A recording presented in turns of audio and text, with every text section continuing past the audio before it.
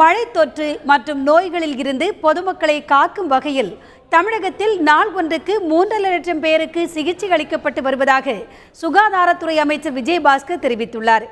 தந்தி டிவிக்கு அவர் அளித்த பிரத்யேக நேர்காணலை தற்பொழுது பார்ப்போம். மழை வெள்ளத்தால் ஏற்படும் தொற்று நோய்களை தடுப்பதற்காக அரசு தரப்பிலே பல்வேறு நடவடிக்கைகளானது மேற்கொள்ளப்பட்டு வருகிறது. மேலும் இது குறித்து நம்முடைய சுகாதாரத்துறை அமைச்சர் விஜயபாஸ்கர் அவர்களிடத்தை நாம் கேட்போம். சார், தற்பொழுது வரை அரசு தரப்புல இந்த பரவும் நோய்களை தடுப்பதற்கு என்னென்ன நடவடிக்கைகள் மேற்கொள்ளப்பட்டிருக்கு சார் அப்படின்னு சொல்லுங்க சார். என்னுடைய மாண்புமிகு தமிழ்நாடு முதலமைச்சர் பல நடவடிக்கைகளை தொடர் நடவடிக்கை எடுக்க சொல்லி அம்மா அவர்கள் அறிவுறுத்திக்கிறாங்க. இதில் 2 விஷயம் நமக்கு பெரிய சேலஞ்சு. மாண்புமிகு முதலமைச்சர் அம்மா அவர்கள் அந்த சவால்களை எல்லாம் மிக சிறப்பாக எதிர்கொண்டு பன்முக நடவடிக்கைகளை அம்மா அவர்கள் ஒருங்கிணைத்து எங்களுக்கு அறிவுறுத்துகிறார்கள். ஒன்று வாட்டர் பாண்ட் டிசீஸ், இன்னொன்று vector bond disease. Water bond நீரினால் பரவக்கூடிய நோய்கள்.